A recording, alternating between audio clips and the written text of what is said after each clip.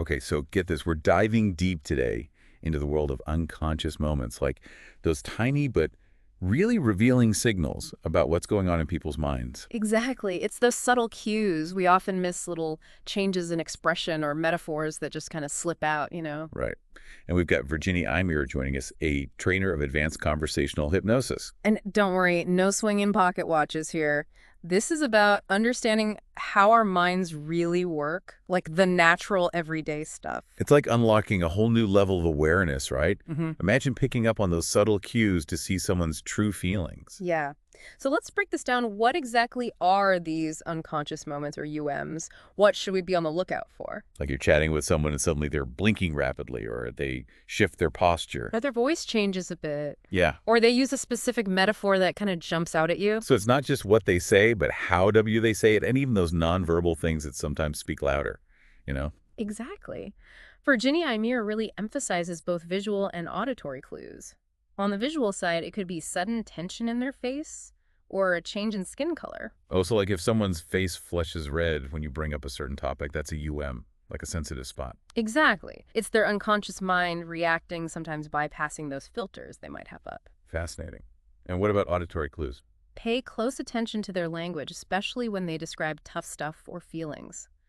The unconscious mind will slip in metaphors or symbols without them realizing it. So like, I feel like I'm hitting a wall. That's more than just a saying. Right. It gives you a peek into how their mind is experiencing that obstacle metaphors are gold mines. Wow, this is making me rethink all sorts of past conversations. And get this, once we start to recognize these UMs, we can actually use them to better our communication and connect on a deeper level. Wait, you mean we can use these little signals to improve our relationships or even how we persuade people? It's not about manipulation, it's about understanding and responding to their unconscious cues. Imagine tailoring your message so it bypasses those filters and speaks directly to the part of their mind that makes decisions. Okay, I need an example. Uh, How does this actually work in real life? Let's say you're trying to motivate someone, but they're stuck. They sigh and their shoulders slump when you mention taking action. I know that feeling. Instead of pushing harder, acknowledge their hesitation. I sense some reservations. What needs to shift for you to feel more comfortable? You're validating their cues and making space for them to talk, so it leads to a better convo. Exactly. You're aligning your communication with their signals, building that trust and connection. This is wild. It's like learning a secret language. Mm.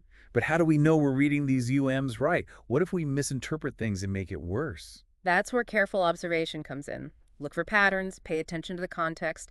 Don't jump to conclusions based on just one thing. So don't overanalyze every little twitch, but see the bigger picture.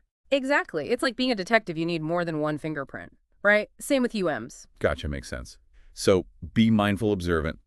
Consider everything before assuming anything. Right. The more you practice, the better you get at it. It's like any skill, the more you use it, the sharper it gets. Feeling more confident now, but this whole idea of tapping into the unconscious mind, it feels powerful, but also kind of risky. What about the ethical side of things? How do we make sure we're not crossing any lines when dealing with something as sensitive as the unconscious mind? That's spot on. When we deal with something as powerful as the unconscious mind, ethics are huge E. We have to be aware of how our words and actions can impact others and use this knowledge responsibly. So it's not JSD about spotting and interpreting UMs, it's about using that awareness with respect for the other person's freedom to choose. Absolutely. It's not about manipulation or control. It's about empowering people to tap into their own wisdom and make choices that align with their values. Okay, that's reassuring. It's not about taking advantage, it's about genuine connection. Exactly. And that's what's so exciting. It's not just decoding behavior. It's about using that to build stronger, more fulfilling relationships. Okay, I'm on board with that. Hmm. But what about the hypnotic voice? Is that a real thing? Can you actually use your voice to influence someone's unconscious mind? Ah, the hypnotic voice. It definitely gets people curious. And yes, there's truth to it.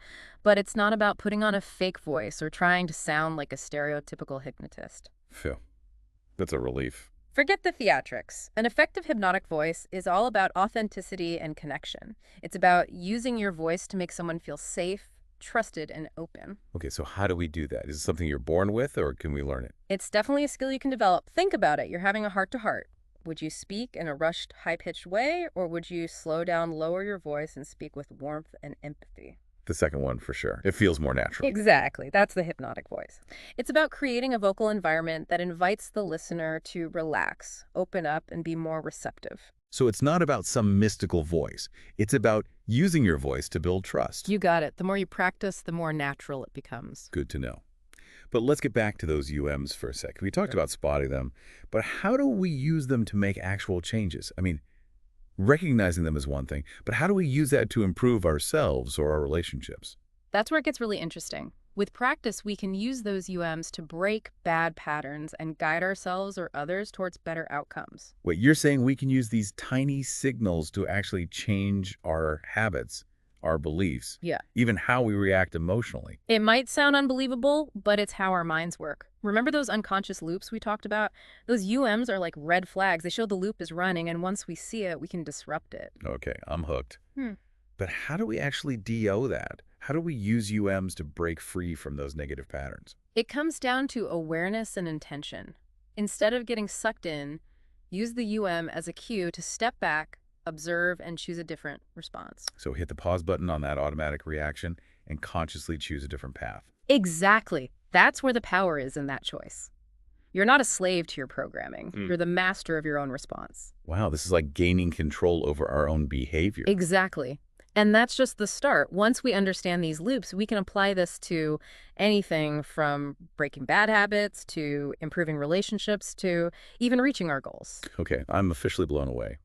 But before we go too far, what about self-hypnosis? Is that real? Can we hypnotize ourselves? Absolutely. Self-hypnosis is powerful for personal growth. It's basically guiding yourself into a relaxed state of mind and then using suggestions and visualizations to create the changes you want. So it's like taking everything we've talked about and applying it to ourselves. Exactly. And the great thing is you're in control. You choose the suggestions, the visualizations, the pace. It's all you. Okay, I'm intrigued. But I've tried self-hypnosis before, and I just couldn't relax. My mind was racing, and I felt like I was doing it wrong. Any tips for those of us who struggle with it? Practice is key. Just like any skill, self-hypnosis takes time and patience.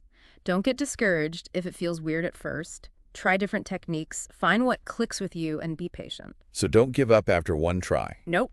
And there are tons of resources to help you, books, audio recordings, even apps to guide you. Good to know. So for everyone listening who's curious about self-hypnosis, don't be afraid to experiment and find what works for you. There's a whole world of possibilities out there. Exactly. The most important thing is your willingness to explore the power of your mind. Okay, I'm on board with the self-hypnosis movement. But before we wrap up this part, I know a lot of people are worried about being controlled or manipulated, especially with hypnosis. Can you reassure our listeners that they're safe, that they won't be turned into mindless zombies? That's a valid concern. I want to assure everyone that true hypnosis is about empowerment, not control. It's about accessing your own inner wisdom and making choices that align with your values. So no one can make us cluck like a chicken or rob a bank against our will. Exactly. A skilled and ethical hypnotist would never manipulate you or force you to do anything you're not comfortable with. Yeah, that's a relief. So we're still in control even when we're in a hypnotic state. Absolutely. You're always in control. Hypnosis is simply a tool to bypass the conscious mind and tap into the power of your unconscious. Okay, I'm seeing hypnosis in a whole new light now. It's not about mind control, it's about mind expansion. You got it. It's about opening up to new possibilities, exploring yourself, and creating the life you truly want. This has been an incredible journey into the unconscious mind, UMs, hypnotic voice, self-hypnosis, and so much more. But we're just getting started. There's so much more to uncover. Welcome back. I'm still thinking about all these insights about unconscious moments. It's a whole new way of understanding ourselves and the other people. It really is, and we've only just scratched the surface. There's so much more to explore about the power of the unconscious mind. So let's dive back in. In the last part, we talked about how UMs can stop those negative patterns. But what about making positive ones? Can we use these signals to build new, better habits and beliefs? Absolutely. That's one of the coolest things about understanding UMs. We can use them to create positive loops to get those results we want. Okay, so how does that actually work? How do we hack the system to make those positive loops happen? Okay, imagine this. You've got a goal you're struggling with. Maybe it's about fitness or work or relationships. Every time you think about taking action, you feel a little dread in your stomach. Maybe your chest tightens. Oh, yeah, I know that feeling. That, ugh, I don't want We've to. all been there. Yeah. But here's the thing. Instead of letting that stop you, you try pairing it with a positive anchor. A positive anchor, what's that? It could be anything that gives you a good feeling, a strong memory, a picture that inspires you, even a physical feeling. Maybe there's a song that pumps you up, or a picture of yourself achieving a goal that makes you feel proud. Okay, I see where you're going with this. So when that negative pops up, I immediately switch to that positive anchor. Exactly. By pairing that negative with a positive anchor over and over, you're basically rewiring your brain to connect that once dreaded action with motivation and inspiration. So instead of getting stuck in that negative feeling, I'm training my mind to embrace the challenge. You got it. It's like swapping out a bad record with a brand new one full of good vibes and empowering beliefs. I'm totally trying this. But let's switch gears for a minute and talk about something else. Hypnotic phenomena. You know those stories about people clucking like chickens or forgetting their names under hypnosis? Are those real or just Hollywood stuff? Hypnotic phenomena are definitely fascinating. And yeah, a lot of what you see in movies is exaggerated, but there's no denying that hypnosis can have a big impact on how we see things, remember things, and even act. So there's some truth to it, even if it's not as dramatic as Hollywood makes it seem. Exactly. Hypnosis can be a powerful tool for getting to those deeper parts of our minds and making real changes. But it's not magic, and it's definitely not about controlling someone's mind. Okay, so what are some real examples of hypnotic phenomena? One common one is age regression, where someone is guided back to a younger age in their mind. It can be super helpful for dealing with past experiences, working through emotional stuff, and even getting new perspectives on current challenges. So it's not literally becoming a kid again, but tapping into those younger parts of ourselves for a fresh look. Exactly. It's about finding that wisdom and strength we might have forgotten we have. That's fascinating. What other hypnotic phenomena have you seen? Another one is hypnotic amnesia, where someone temporarily forgets certain things or events. It can help manage anxiety, overcome phobias, or even break bad habits. Wow, that's wild. But isn't it dangerous to mess with people's memories? It's definitely important to be careful and ethical, but with a skilled and responsible practitioner, hypnotic amnesia can be a safe and effective way to help people heal and grow. Okay, that makes sense. But let's talk about past lives. I've always been curious about whether we've lived multiple lives and if hypnosis can really help us access those memories. Past lives are definitely a hot topic in hypnosis, and to be honest, there's no solid scientific proof to say they exist or don't exist. So it's more about what you believe than what's actually proven. You could say that, but even without scientific proof, there are tons of stories about people finding healing and insight through past life regression.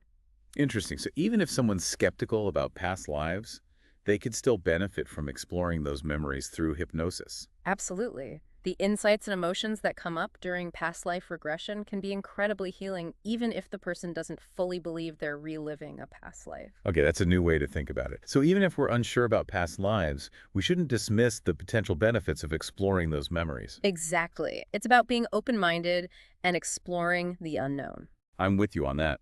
But let's get back to those UMs for a sec. We've talked about how to spot them, interpret them, and even use them to make changes. But what about the hypnotists themselves? What makes someone good at this? That's a great question. Being a skilled hypnotist takes knowledge, intuition, and the right personality. Okay, so break that down. What kind of knowledge do you need? You gotta really understand the human mind, how the conscious and unconscious parts work, how they talk to each other, and how we can influence them. So background in psychology would be helpful? It can be, but it's not a must-have. There are lots of great hypnotists from all sorts of backgrounds. Okay, so knowledge is important. What about intuition? How does that fit in? Intuition is about sensing the client's energy, their unspoken needs, and their unconscious cues. It's about trusting your gut, listening to that inner voice, and being present in the moment. So it's like a sixth sense, picking up on those subtle signals that others might miss. You could say that. Intuition is about tuning into those little nuances that often say more than words ever could. Okay, I see how intuition is a big deal in this field. What about personality? What makes a good hypnotist good? Empathy is huge E. You need to be able to connect with the client's experience even if it's different from your own. So being able to walk in their shoes. Exactly. Empathy lets you create a safe space for the client to open up and explore their inner world. Okay, empathy check. What else is important? Patience is key. Yeah. Hypnosis isn't a quick fix. It's a process that takes time, trust, and commitment. So no rushing the client or expecting instant results. Nope. Patience means respecting the client's pace and supporting them on their journey. Patience check. Anything else? A sense of humor can go a long way. Hypnosis can be profound, but it can also be fun and lighthearted. So a little laughter is a good thing. Absolutely. Yeah. Humor can ease tension, create a relaxed vibe, and even make the hypnotic suggestions work better. I like that. Empathy, patience, a sense of humor. But before we move on, I'm curious about the role of context. It seems like the environment and the relationship between the hypnotist and client could really matter. Can you talk about that? You're so right. Context is huge at G. It's like setting the stage for a successful performance. So remind us why context is so important. Think about it. Would you feel more comfortable opening up in a noisy, chaotic place or in a quiet, peaceful space where you feel safe and supported? The peaceful space, for sure. It just feels Yeah. more conducive to introspection. Exactly, and that's just one part of it. The relationship between the hypnotist and the client is equally important. Okay, so it's not just about finding any hypnotist. It's about finding someone you connect with, someone you trust. Absolutely. Building rapport is essential for creating that safe space where the client feels comfortable enough to open up and explore. So it's more than just skills. It's about a real human connection. Exactly, and that's what makes this work so powerful. It's about connecting heart to heart and creating space for healing and growth. Okay, I'm really seeing the depth of this work. But let's take it a step further. Can you walk us through a typical hypnosis session? What are the main steps? Every session is different, but there are some common things. We usually start with an induction, which is guiding the client into a relaxed and receptive state of mind. Oh, so this is where the swinging pocket watch comes in. Nope. Forget those stereotypes. A hypnotic induction can be as simple as asking the client to close their eyes and focus on their breathing. Really? That's it? It seems so simple. Simple can be super effective. The key is to create a rhythm that lets the conscious mind drift away and the unconscious mind come forward. Okay, induction check. What happens next? Once the client is relaxed and open, we can start exploring their unconscious patterns, beliefs, and emotions. This is where the real work begins. So this is where we use those UMs to guide things. Exactly. We're always watching the client, looking for those little hints that tell us what's happening below the surface. And then we use those UMs to adjust our suggestions and what we do. Precisely. It's like having a map of the unconscious mind and using those UMs as our compass. This is amazing. So it's a back and forth process, constantly responding to the client's unconscious feedback. You got it. It's a dance between the hypnotist and the client's unconscious mind. Okay, I love that analogy. But before we get carried away, let's talk about resistance. What happens when someone resists hypnosis? Can you even hypnotize someone who doesn't believe in it or doesn't want to do it? Resistance is normal. It's the conscious mind trying to protect itself from something new. So it's a defense mechanism. Exactly. And it's important to be understanding about it. Okay, so how do we deal with resistance in a way that's both ethical and effective? First, we got to acknowledge and validate their concerns, make them feel heard and understood. So no forcing them to relax or ignoring their skepticism. Definitely not. The more you push, the more resistance you get. Okay, that makes sense. So how do we move past resistance and make them more open? One way is to reframe their perspective. Instead of seeing resistance as a problem, we can see it as a chance to learn and grow. Okay, so how do we actually reframe resistance? Give me an example. Let's say someone says, I don't believe in hypnosis. It won't work on me. Instead of arguing, we could say, that's interesting. You know, there are lots of ways to experience hypnosis. It's not about believing or not believing. It's about finding what works for you. Ah, I see what you're doing. You're shifting the focus away from what they believe and towards what they experience. Exactly. By reframing how they see it, we open up the possibility for them to try hypnosis without feeling threatened. This is great. So resistance isn't always a bad thing. It's a chance to have a deeper conversation and tailor the approach. You got it. And when we're curious and compassionate about resistance, we can often turn skeptics into people who are excited to participate. Okay, this is giving me hope. So let's say we've dealt with any resistance and the client is open to it. What happens next in the session? Once we've built that connection, created a safe space, and addressed any resistance we can get to the heart of the session, the therapeutic intervention. So this is where the magic happens. You could say that. This is where we use different techniques to help the client reach their goal. What kind of techniques?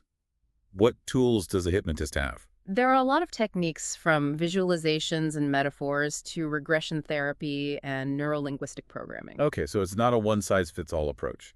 Different tools for different situations. Absolutely. Just like a surgeon uses different tools, a skilled hypnotist will choose the right techniques for each client. That makes sense. Wow. But how do you know which technique to use? Is there a formula or something? It's more about intuition and experience than formulas. A skilled hypnotist will know what's best for each person. So it's an art and a science. You got it. Hypnosis is both. It's about using scientific ideas in a creative and intuitive way. Okay, I'm really starting to understand this field. But let's bring it back to UMs. How do they play a role in the actual therapy part? Remember how we talked about UMs being like signposts guiding us through the unconscious? That's especially true during the therapy. So we're using UMs to see how the client is doing and make adjustments as we go. Exactly. We're always watching the client, looking for those little changes in behavior, those expressions, those unconscious metaphors that tell us what's working and what needs to change. So it's like a feedback loop, getting constant info from the client's unconscious mind. You got it. And by paying attention to those UMs, we can make sure the therapy is effective and tailored to them. This is incredible. It's like having a conversation with the unconscious mind, guiding it towards something better. Precisely. And the more we understand those UMs, the better we can have that conversation. Okay, I am blown away by all of this. We've covered so much: UMs, hypnotic voice resistance, context therapeutic interventions. But before we go any further, I think it's important to talk about the responsibility that comes with working with the unconscious mind. You're absolutely right. When we're dealing with something this powerful, ethics are super important. We need to be aware of how our words and actions can affect people and use this knowledge the right way. So it's not just about learning to see and understand UMs. It's about using that knowledge with integrity and respect for the other person's right to choose. Absolutely. It's not about manipulation or control. It's about giving people the power to access their own inner wisdom and make choices that are right for them. Okay, that makes me feel a lot better. It's not about taking advantage of people. It's about using this knowledge to help them and build real connections. Exactly. And that's what makes this so fascinating. It's not just about figuring out human behavior. It's about using that knowledge to create stronger, more fulfilling relationships. Okay, I think we've covered pretty much everything. This has been an incredible deep dive into unconscious moments. We've learned how to spot them, how to understand them, and even how to use them to make positive changes. It's been a really cool journey, and the best part is this is just the start. There's still so much to learn about the power of the unconscious mind. But before we finish up, I want to leave our listeners with one last question to think about.